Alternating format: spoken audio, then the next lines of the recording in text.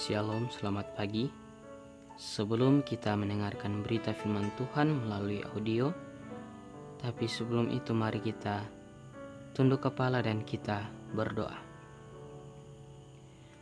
Bapa di surga, terima kasih karena Engkau telah menjaga sepanjang tidur kami hingga kami bisa bangun dengan tubuh yang sehat dan bisa menghirup udara yang segar pada pagi yang indah ini. Bapa di surga, sebentar kami akan mendengarkan berita firman-Mu. Biarlah berita firman-Mu itu bisa tertanam di dalam hati dan pikiran kami masing-masing. Pimpin kami sepanjang hari ini, dalam nama Tuhan Yesus, Tuhan dan Juru Selamat kami yang hidup. Amin. Renungan pagi kita pada pagi ini, 2 Juni, dengan judul Hari Sabat sebagai Ujian. Ayat hafalan, kuduskanlah hari-hari sabatku, sehingga itu menjadi peringatan di antara aku dan kamu, supaya orang mengetahui bahwa akulah Tuhan Allahmu. Yeskiel 20 ayatnya yang ke-20. Dengan keterangan, tetapi tidak seorang pun dibiarkan menderita murka Allah sebelum kebenaran dinyatakan ke dalam pikiran dan hati nuraninya, dan ditolaknya. Banyak yang tidak pernah mempunyai kesempatan mendengar kebenaran khusus zaman ini. Kewajiban hukum keempat belum pernah dibukakan di hadapan mereka ke dalam terang yang sesungguhnya. Dia yang dapat membaca setiap hati dan yang menguji setiap motif tidak akan membiarkan mereka yang rindu akan pengetahuan kebenaran tertipu mengenai masalah pertentangan ini. Perintah itu tidak dipaksakan secara membabi buta. Setiap orang yang harus mempunyai cukup terang untuk mengambil keputusan dengan baik.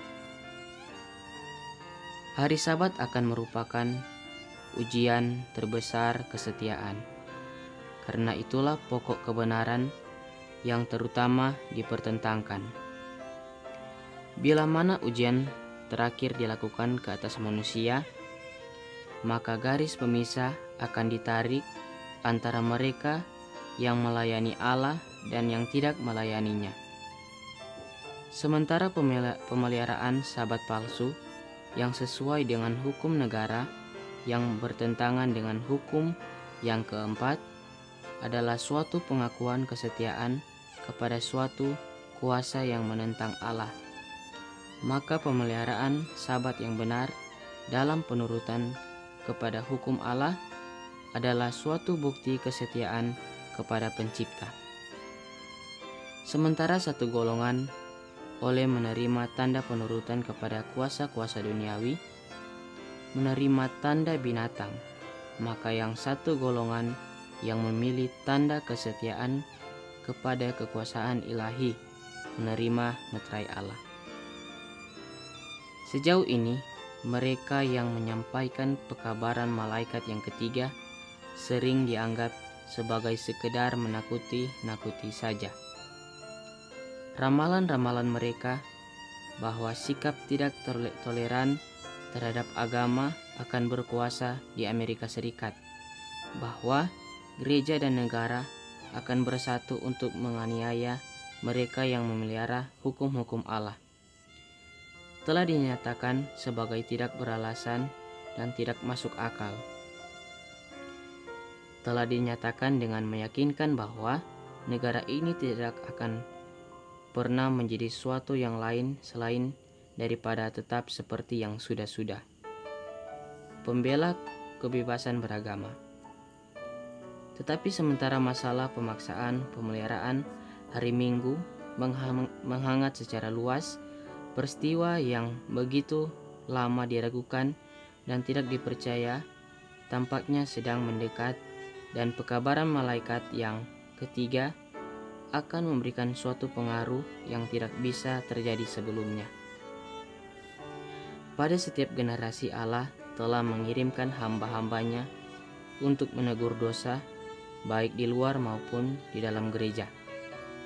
Tetapi orang-orang ingin perkara-perkara yang menyenangkan yang disampaikan kepada mereka, dan kebenaran yang murni dan yang tidak dipoles tidak berterima kepada mereka.